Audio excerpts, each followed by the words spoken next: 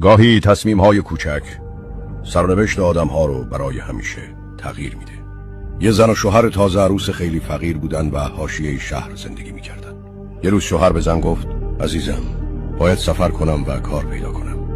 فقط وقتی برگردم که بتونم یه زندگی خوب بهت بدم. فقط یه چیز میخوام، صبور باش و وفادار بمون. من هم همینطور خواهم بود. شوهر رفت. بعد از روزها پیاده روی پیش یک کشاورز رفت و پیشنهادی داد. میخوام تا وقتی خودم بخوام کار کنم پولی بهم نده. هرچی در بیارم مال شما باشه. وقتی بخوام برم همه چیزو بهم بده. صاحب کار پذیرفت. او 10 سال بدون استراحت کار کرد. وقتی تصمیم گرفت برگرده گفت صاحب میخوام چیزی که جمع کردم رو بگیرم. صاحب کار گفت قراردادمون رو اجرا میکنم، اما اول انتخاب کن، پول تو بگیر یا 3 نصیحت رو قبول کن. جوان 2 روز فکر کرد و تصمیم گرفت نصیحت ها رو میخوام.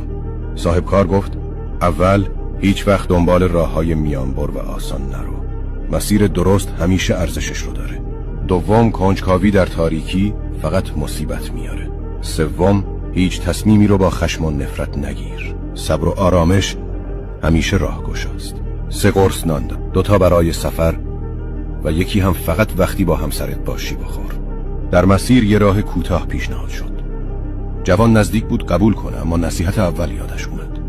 راه طولانی رو ادامه داد و بعد فهمید در راه کوتاه دوستها منتظر سفر کنندگان بودن. چند روز بعد در مهمانخانه با فریاد بیدار شد. میخواست در رو باز کنه، اما نصیحت دوم یادش اومد. صبح روز بعد فهمید مهمانهای دیگر هنگام بررسی فریادها کشته شدند. وقتی به خانه رسید زن را دید که موهای یه پسر را نوازش میکرد. با نفرت میخواست اونها رو بکشه، اما نصیحت سوم یادش اومد. تا سپیده دم صبر کرد و روز بعد در زد. زن با اشک دوید و بغلش کرد، اما او پرسید من 10 سال بهت وفادار بودم، تو به من خیانت کردی؟ زن گفت هرگز خیانت نکردم. اون پسر ماست. من وقتی تو رفتی حامله بودم. با اشک همسر و پسرش را بغل کرد. سر صبحانه قرص سوم نان یادش آمد. با دستهای لرزان آن را برداشت. داخلش تمام پول 10 سال کار بود. راه میانبر همیشه فریبنده است، اما ممکنه گمراهت کنه. کنجکاوی در پلیدی مسیرت رو تاریک میکنه. تصمیم در خشم و نفرت همه داشتهات رو ازت میگیره. صبور باش، با حکمت انتخاب کن.